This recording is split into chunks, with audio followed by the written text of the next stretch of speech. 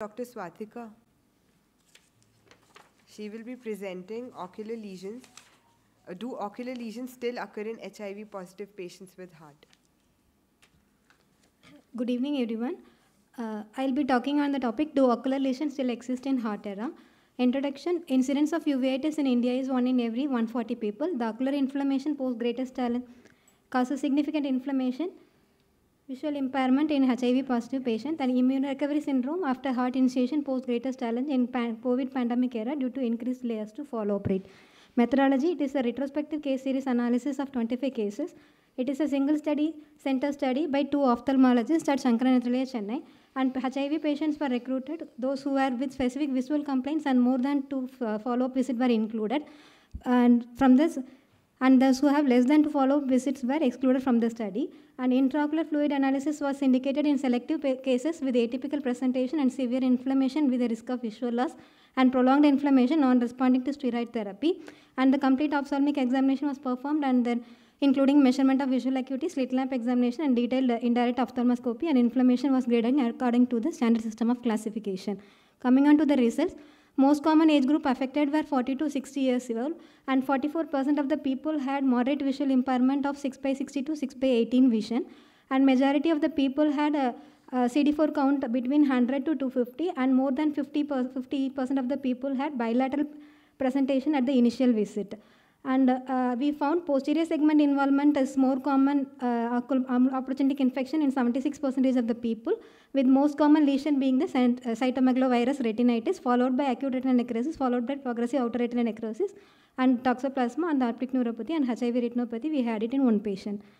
And the most common visual threatening lesions were affecting the optic nerve lesions like glaucomatous optic neuritis due to post-viral uveitis sequelae, and cystoid any macular lesion due to cystoid macular edema due to immune recovery uveitis, and necrotizing retinitis causing retinal detachment. These are the most significant visually threatening lesions which we encountered. And anterior segment lesions visually affecting will be the viral retinitis sequelae like viral keratitis or any severe uveitis with hypopaean in case of varicella zoster virus. And here are a few case discussion which we treated as like immune recovery vitritis. He presented, initially he was treated for cytomegalovirus retinitis. He completed the course of valganciclovir. After stopping 3 months of treatment, patient developed vitritis and he presented. So we did real-time PCR to diagnose, confirm the viral load, and then copies of DNA. And then it showed active copies of around 13,000. And the CD4 count was gradually increased from 70 to 140. So we did therapeutic vitrectomy and then started on steroids and continued the valganciclovir for another 3 to 6 months. And this is another case where we treated initially for CMV retinitis. This patient also developed immune recovery syndrome, immune reconstitutive syndrome like feature after stopping 8 months of treatment, is supported by the increase in evidence of the CD4 rise. And these are the few cases where we encountered a latent disease manifested as once we started heart therapy, even with CD4 count. This is one case with tuberculous panuveitis, and this is one case with CMV retinitis who developed after 6 months of heart initiation, even with good CD4 count. And this is another patient with HIV with coexistent syphilis, who developed an atypical presentation like this, and we have diagnostic dilemma, and we did AC-TAP. This is a nested PCR picture showing, because in view of serum, IgG was only positive, IgM was negative, so we confirmed the diagnosis by AC-TAP by nested PCR method, and we treated accordingly.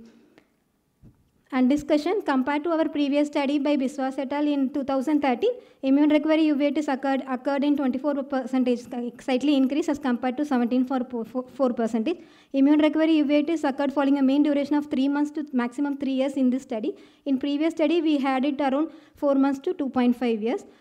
And lost to follow-up rate was 38% in our study. Due to the COVID pandemic era, most of the people lost to follow-up, so might be the cause for increased uveitis. And the utility of aqueous aspirate in posterior uveitis in this study showed 67% success rate compared to 72% of our previous study in 2013, and slightly higher than the study by Stantos et al.